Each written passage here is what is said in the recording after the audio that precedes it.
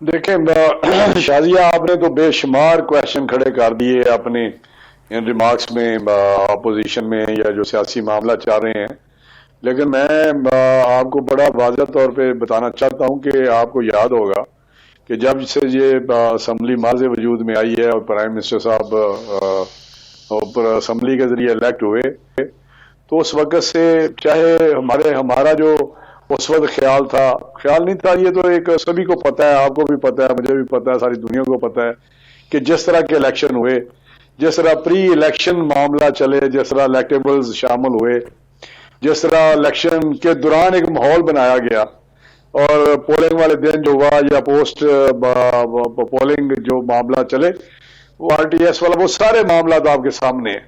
اور اس کے باوجود کہ ہمیں پتا تھا یہ ایک دھاندلی کے ذریعے ایک یہ اسمبلی بنائی گئی ہے، اور اس اسمبلی نے یہ پرائم منسٹر یا حکومت بنی ہے، اور جو ہم سلیکٹڈ کہتے تھے یا دھاندلی زدہ الیکشنوں کو کہتے تھے، یا ہم سمجھتے تھے کہ وہ ایک الیکشن فراڈ تھے، مینج تھے، اس کے باوجود اپوزیشن کی بڑی جماعتوں نے برملا کہا کہ ہم آپ کے ساتھ تعاون کرنے کو تیار ہیں، آپ آگے بڑھیں، اپنا مینیفیسٹو جو ہے آپ کا منشور ہے، آپ کا پروگرام ہے، اس کو امپلیمنٹ کریں۔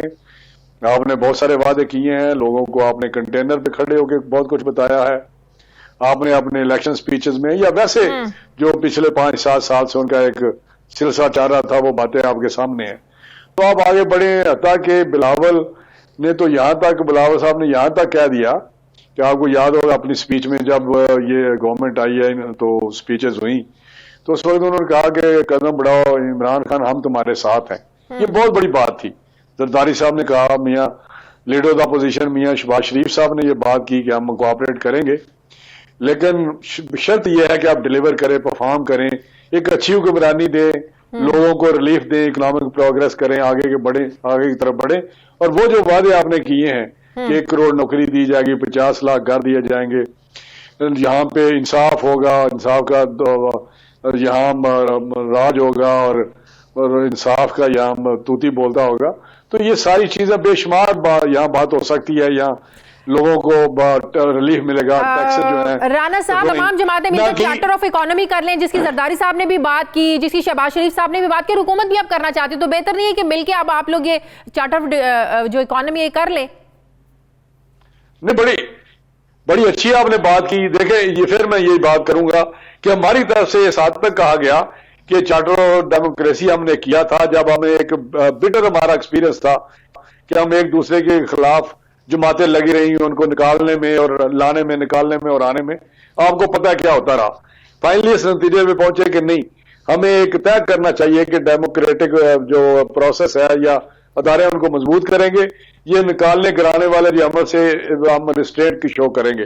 وہ چاروں ڈیموکریسی سائن کی، آپ نے کہا جی ہم نے یہ سائن کیا ہے، اس میں اگر آپ شامل ہوں تو ہمیں موسٹ ویلکم، اگر نہیں تو چارٹر اکانومی ہمارے ساتھ ہم بیٹھنے کو آپ کے تیار ہیں۔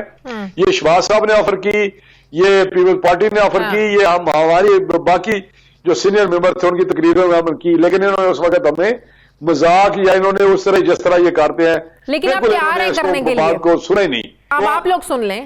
ابھی تو میں سمجھتا ہوں، نہیں میری بات سن لیں نا۔ ابھی معاملہ یہ ہے کہ شادیہ ایک جو بنیاد رکھی گئی ہے اس بلڈنگ کی، جو جس کو ہم اکنامک پالیسیز کہتے ہیں، وہ اس قسم کی ہیں۔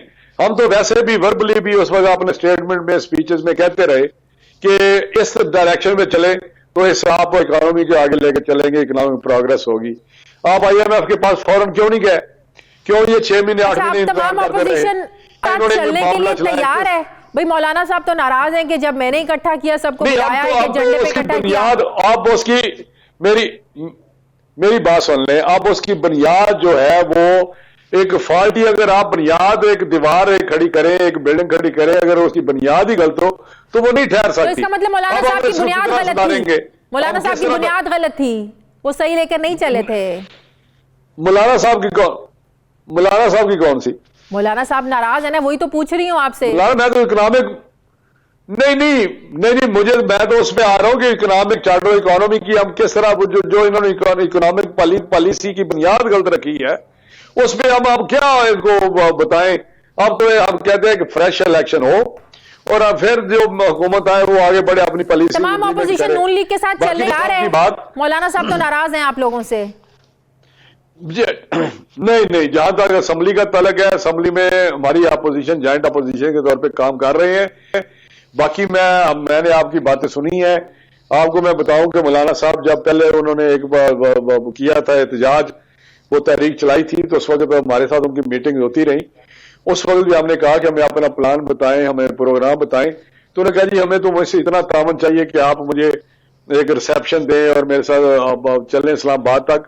دھرنے میں اس وقت بھی آپ کو یاد ہوگا، یہ میڈیا میں، پریس میں، الیکٹرانک میڈیا، دوسرے پرنٹ میڈیا میں آتا رہا کہ ہمارا یہ پروگرام ہے کہ ہم دھرنے میں شامل نہیں ہوں گے. یہ مولانا صاحب وہ بتاتے رہے. لیکن آپ نے ایک چیز کھڑی کی ایشو، خیر وہ ان کا اپنا پروگرام تھا، ہم نے جتنا اس میں اپنا تعاون کر سکتے تھے ہم نے کیا. جی ڈی روڈ پہ جب لاہور سے آگے آئے ہیں، پیچھے پنجاب میں داخل ہوئے، آپ کو پتہ ہے لاہور میں بھی آپ ایسی ایک تو آپ لوگوں کے پلان میں آپ کو امید ہے مولانا آپ کے ساتھ چلیں گے، مولانا ساتھ دیں گے؟ میرے اپنے شہر میں، میری بات سنیں، میرے اپنے شہر میں مولانا صاحب 8 گھنٹے بعد پہنچے ہیں، گیون جو ٹائم دیا ہوا تھا. تو وہاں ہزاروں لوگ 8 گھنٹے بیٹھے، انہوں نے استقبال کیا اور ساتھ آئے. تو ابھی جو آپ بات کر رہے ہیں جب ان کا پروگرام ہے، اگر مولانا صاحب ہمارے ساتھ بات کریں گے، ہمیں اپنا پروگرام بتائیں گے، پروگرام اگر سکسیسفل پروگرام ہوتا ہو تو ہم ہر اس کام ڈیموکریٹک جو ایکٹیویٹی ہے یا احتجاج ہے یا ایک تحریک ہے، اس ناز میں رہتے ہوئے جو کانسٹیٹیوشن اور آئین میں دیے ہوئے ہیں اس احتجاج میں شامل ہونے کے تیار ہیں. جب مولانا صاحب ہمیں اس میں آپ کانفیڈنس میں لیں اور پلان اپنا پروگرام بتائیں تو ڈیفینیٹلی ہم چاہتے ہیں اس گورنمنٹ سے چھٹکارا ملے، ایک نیا الیکشن ہو. ایجنڈا اس کا مطلب اس بات پہ متفق ہے کہ اس حکومت سے چھٹکارا چاہتے ہیں آپ لوگ، اس حکومت کو گھر بھیجنا چاہتے ہیں، یہی آپ لوگوں کا ایجنڈا ہے؟ 100% ہم چاہتے ہیں کہ نیا الیکشن ہو. ساس کے اندر جو کچھ ہوا کہ کس طریقے کے ساتھ وزیراعظم کے اپنے مشیر برائے خزانہ ڈاکٹر عبدالحفیظ شیخ صاحب نے ڈیجیٹل میڈیا ونگ کے قیام کے لیے 42 ملین روپے منظور کرنے سے دو ٹوک انکار کر دیا کہ بجٹ کے اندر یہ لوکیشن نہیں ہے، وہ فینینشل ڈسپلن مینٹین رکھنا چاہتے ہیں، یہ رقم جاری نہیں کی جا سکتی. اس کے بعد الٹیمیٹلی یہی پیسہ عوام کو ریلیف دینے میں لگا، سمجھ میں نہیں آتا ہے. بڑی جب فرائیڈے کو وزیراعظم نے صحافیوں سے بات کی تو بڑا عجیب لگی وزیراعظم صاحب کی بات. وہ کہتے ہیں میڈیا جب بازار میں جاتا ہے تو مائک لوگوں کے منہ کے آگے کرتے ہیں اور پوچھتے ہیں مہنگائی ہے، تو وہ کہتے ہیں مہنگائی ہے. تو وزیراعظم صاحب سے تو یہ بھی برداشت نہیں ہو رہا کہ میڈیا عوام سے جا کر مہنگائی کا حال ہی پوچھ لیتا ہے کہ مہنگائی ہے یا نہیں ہے. تو مطلب یہ ہے کہ وہی سوشل میڈیا جس کو یہ ریگولیٹ کرنا چاہتے ہیں، پی ٹی آئی جس طریقے سے استعمال کرے وہ طریقہ بالکل ٹھیک، دوسرے استعمال کریں تو آپ اس کو ریگولیٹ کر دیں. یہ دوہرا معیار اپنانے جا رہی ہے یہ حکومت. بالکل شازی، بالکل ایسا ہی ہے. چونکہ عمران خان صاحب جو قومی پرائیویٹ ہمارا میڈیا ہے اس سے وہ سخت خائف ہیں، اگرچہ کہ حقائق ہم سب سامنے لے کے آئے. اب انہوں نے یہی ایک راستہ اڈاپٹ کیا کہ جو کہ ماضی کے اندر مسلم لیگ نون کے دور حکومت میں وزیراعظم آفس کے اندر مریم نواز صاحبہ نے بھی یہ ایک ونگ قائم کیا تھا، لیکن اس میں فرق یہ تھا کہ اس وقت اس میڈیا ونگ کے جو اخراجات تھے وہ پی ٹی وی اور پریس انفارمیشن ڈپارٹمنٹ کے ذریعے سے انڈائریکٹلی بیئر کیے جاتے تھے. لیکن اب باضابطہ طور کے اوپر 27 افراد پر مشتمل اس کے اندر سوشل میڈیا کے ایکسپرٹس موجود ہوں گے، 27 افراد اس کے مجموعی اس کے ارکان ہوں گے. وہ وزارت اطلاعات و نشریات کے اندر یہ میڈیا ڈیجیٹل میڈیا ونگ قائم ہوگا، رواں ہفتے اس کے اوپر کام شروع ہو جائے گا. آلات کی خریداری کی جائے اور پھر عمران خان سمجھتے ہیں اس کو اچھا بنا کے بس پیش کرنا. ایگزیکٹلی، نہ صرف اس کو اچھا بنا کے پیش کریں گے اور اس کے ساتھ جو حکومت پر تنقید کرے گا اس کو یہ ڈیجیٹل میڈیا ونگ اس کو بھی بڑے آڑے ہاتھوں لے گا، اس کا بھی وہ کاؤنٹر کریں گے. تو وہ اس کے اوپر ریلائی کر رہے ہیں جس کی وجہ سے یہ 42 ملین روپے انہوں نے ECC کی جانب سے مسترد ہونے کے باوجود 42 ملین کوئی چھوٹی نہیں ہے کہ ایک طرف کفایت جاری مہم چلاتے ہیں، دوسری طرف 42 ملین یہ کیا یہ بوجھ نہیں ڈلے گا؟ یہ پیسہ کہاں سے آئے گا؟ یہ قومی خزانے پہ بوجھ نہیں ہے؟ ویسے وزیراعظم صاحب کہتے ہیں میں غیر ملکی دورے کرتا ہوں، میرے سب سے کم خرچے میں میرے دورے ہوتے ہیں. تو یہ 42 ملین کس کھاتے میں جائے گا؟ کہاں سے آئے گا؟ یقینی طور پر قومی خزانے سے نکالے جائیں گے. حفیظ شیخ صاحب نے یہ منظور کرنے سے انکار کر دیا تھا حیران کن طور کے اوپر کہ اگرچہ کہ وہ پرائم منسٹر کے مشیر ہیں لیکن انہوں نے واضح طور کے اوپر ایک موقف اپنایا کہ فینینشل ڈسپلن کو. ناظرین ہمارے آج کے پروگرام کا ایڈیٹوریل. ناظرین FATF کا اہم اجلاس پیرس میں شروع ہو چکا ہے. اجلاس میں پاکستان کو گرے لسٹ سے نکالنے کے حوالے سے فیصلہ ہونے کا امکان ہے اور اس حوالے سے اچھی خبر یہ ہے کہ پاکستان نے سفارتی محاذ پر 12 ممالک کو اپنے حق میں ووٹ کرنے کے لیے تیار کر لیا ہے. لیکن دیکھنا یہ ہے کہ ترکی، چائنا اور دیگر دوست ممالک کی حمایت کے باوجود اگر پاکستان کی مشکلات برقرار رہتی ہیں تو اس کا مطلب یہ ہے کہ دنیا کی جو عالمی طاقتیں ہیں یہ پاکستان پر مزید دباؤ ڈالیں گی، جبکہ حقیقت یہ بھی ہے کہ گرے لسٹ میں ہونے کی وجہ سے پاکستان کو بالخصوص معیشت کے میدان میں سخت پریشر کا سامنا ہے۔ FATF کی جانب سے دیے گئے 27 نکات میں سے 14 پر پاکستان نے مکمل جو ہے وہ امپلیمنٹ کیا ہے۔ ذرائع کے مطابق اب جو فیصلہ ہے یہ سیاسی اور سفارتی کوششوں پر ہوگا۔ سویلین اور فوجی قیادت کی یکساں کوششوں کے باعث بھارتی عزائم ناکام بنا دیے گئے ہیں۔